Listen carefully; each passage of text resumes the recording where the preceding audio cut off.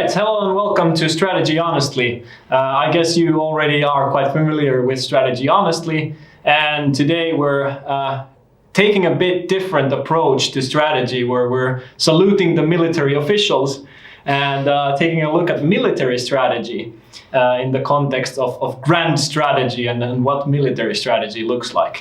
Right, and to do that, we've selected 3 books. First one, Sun Tzu. This is The Art of War, translated by somebody called Thomas Cleary. There are many versions of this book, so I suggest you get one which is sort of done by a proper translator.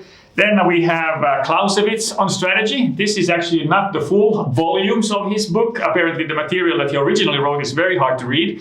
But this is a nice summary, fairly thin as you can see. It's made by Boston Consulting Group. It's called Clausewitz on strategy. And the last one is John Lewis Gaddis and on grand strategy. So grand strategy is something different from regular strategy in that it talks about how a nation has been steered by its regents or political officers, let's talk kings and presidents or prime ministers or foreign ministers, and how they have then over decades, over several wars perhaps, guided a nation through its history. Now, today we're only going to talk about these 3 books, but there is a 4th book which we will cover in the next episode. So that's going to be Ernesto Che Guevara and Guerrilla Warfare, a classical book about that. I don't know yet what it contains, so that's why I'm sort of also eager myself to read it, but today we'll sort of stay with the classical stuff. Right, so to start this, let's think about first, how does military strategy look if you put it into an issue tree form? And this is a little bit how I've done it after I read these books, in particular the Clausewitz and Sun Tzu. And so it describes what are the topics that they raised as key issues. Pyry, you want to take a run at this and highlight some of the points? Yeah, well, I think first of all, right off the bat, I think that this framework has quite nicely taken a very super high level view on the first question it addresses. And I'm quite impressed that on what level it starts, like really from the fundamentals of what strategy is about when it talks about the sovereign interest and will they remain stable, for example. Right, that's something that we typically don't talk a lot about in corporate strategy. To me, so that was an interesting thing for me as well when I looked at this, that these guys, these experts in military strategy really highlight the point that military personnel are always under the sort of the command of some sovereign interest, and that sovereign interest may change. And so they have to do a little bit of risk analysis there on how stable and how sensible the military engagement is. The other thing that was very interesting here was that both Clausewitz and Sun Tzu make a big point of that direct engagement should always be avoided, because the war in itself is very expensive, and there are other ways to achieve certain ambitions or objectives that you might have in your political ambition. So that's sort of what they say is that, you should finish a war quickly or the war will finish you. And that's exactly because of the cost involved in a war. So that's sort of a very interesting thing that they do. And they also and of course, this is a matter of life and death. So they make a really big point about the terrain and the adversary, which in our case would be maybe markets and the competition.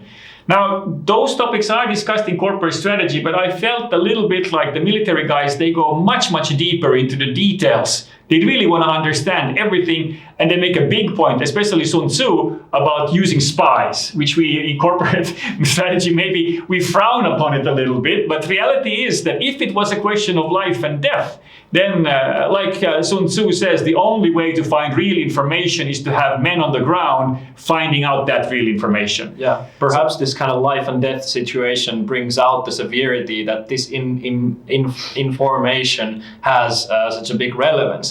In corporate strategy, I doubt say that it often can be like kind of tick the box that yes, we've taken now look at the competitors and then do not draw the insights based on that. And what are the actual actions that we then need to do towards the competition? Well, we sometimes refer to Reddal in these discussions. And I have to say, when we entered Korean market, it was more because of the excitement and the adventure. But reality is that when I read Sun Tzu's comments about how you should study a market, the terrain and the adversaries and all that, it sort of hit me as well that maybe I should have spent a little bit more time studying that market, and especially the regulative and the economic and the cultural background before entering that. So I do think that in corporate strategy, we often sort of browse through the competitors and market as if we know them, and we do some extrapolation.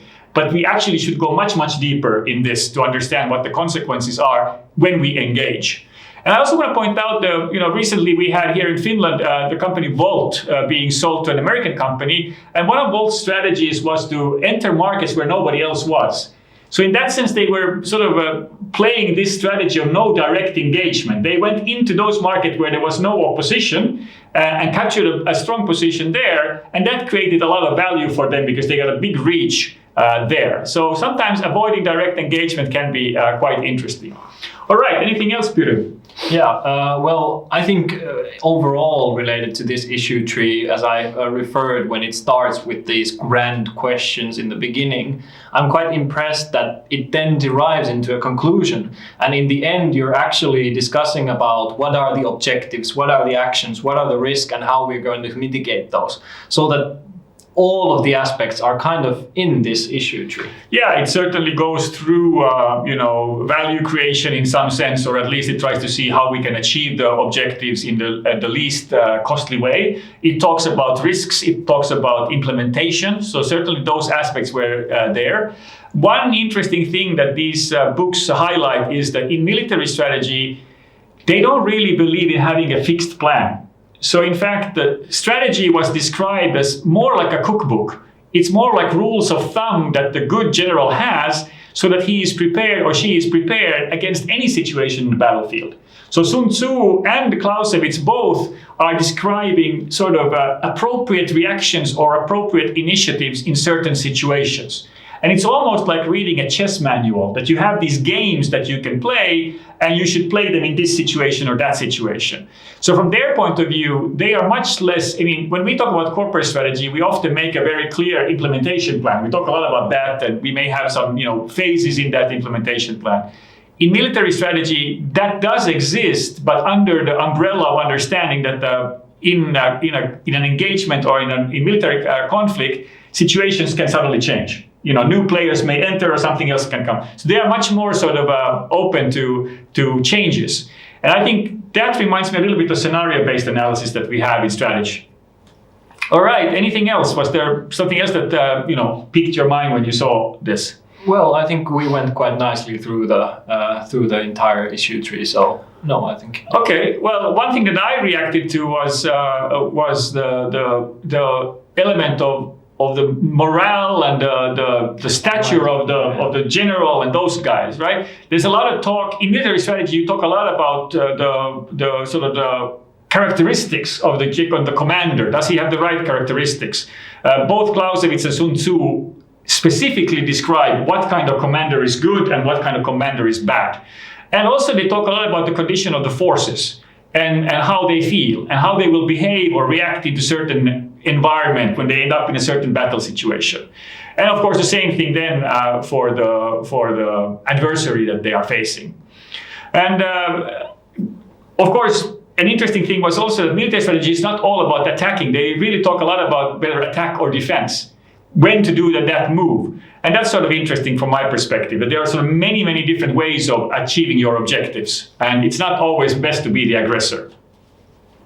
Good. Maybe we should then mention a little bit about grand strategy, which is a little bit different topic. So this is about, how nations or larger organizations, I would suppose, go across multiple wars or multiple sort of eras. And how a certain person or leader has been able to accomplish that. And basically the book talks about two different types of personalities, foxes and hedgehogs.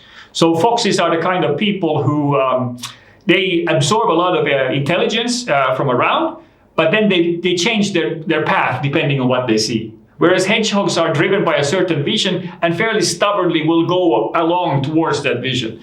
And what the book concludes in, and there's a long list of historical stuff, starting from the Greeks and the Romans all the way to modern US policy. It talks about that the best leaders have been actually a combination of foxes and hedgehogs. That they have a long-term vision and they steer towards that, but at times they can actually contradict themselves and actually do the opposite in order to have a certain objective achieved. So that I thought was a pretty interesting thing.